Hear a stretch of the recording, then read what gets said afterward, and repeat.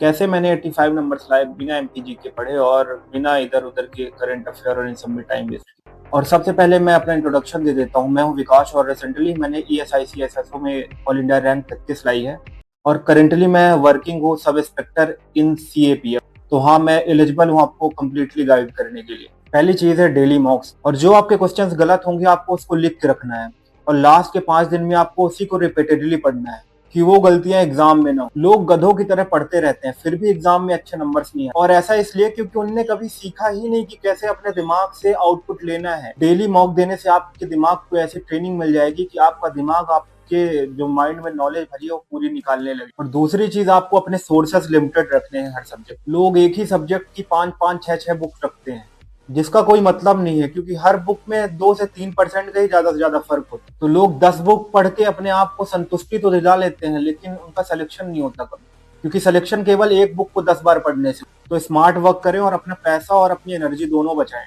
एक सब्जेक्ट की एक बुक को उठाएं और उसको कम से कम 5 से 6 बार पढ़ने की एग्जाम से पहले कोशिश करें। और तीसरा और सबसे अहम पॉइंट ये है कि करंट अफेयर नहीं पढ़ना है जब तक आपके नंबर कॉन्टिन्यूसली मॉक्स में 80 प्लस ना आने लगे, क्योंकि ये आपको उतना आउटपुट प्रोवाइड नहीं करेगा। मैंने जितने बार एग्जाम निकाले हैं कभी भी एक करंट अफेयर नहीं पढ़ा। तो बिलीव करिए, करंट अफेयर का कोई भरोसा नहीं, कभी 5 नंबर का भी आ सकता है, कभी 2 नंबर का भी नहीं आएगा। तो ज्यादा बुद्धिमानी का काम यही है कि आप अपने और सब्जेक्ट्स पे फोकस करें, और अगर लास्ट में टाइम बचता है 2-3 दिन का तो उसमें करंट अफेयर पढ़ लें। उतने ही नंबर आने हैं करंट अफेयर में जितना आप साल भर से पढ़ें।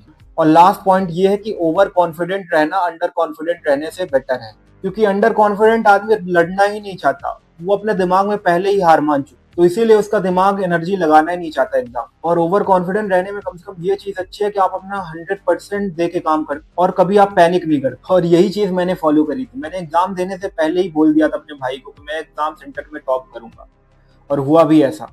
तो अगर कॉन्फिडेंट नहीं हो पा रहे हैं तो ओवर कॉन्फिडेंट हो जाइए, खुद को बार बार बोलिए कि अगर मैं नहीं हुआ तो कोई नहीं होगा। और एक चीज और कि आपको अभी से फिजिकल में ध्यान देने की कोई जरूरत नहीं है, आपको इनफ टाइम मिलेगा। तो अभी अपना 100% फोकस अपने स्टडीज में लगाइए।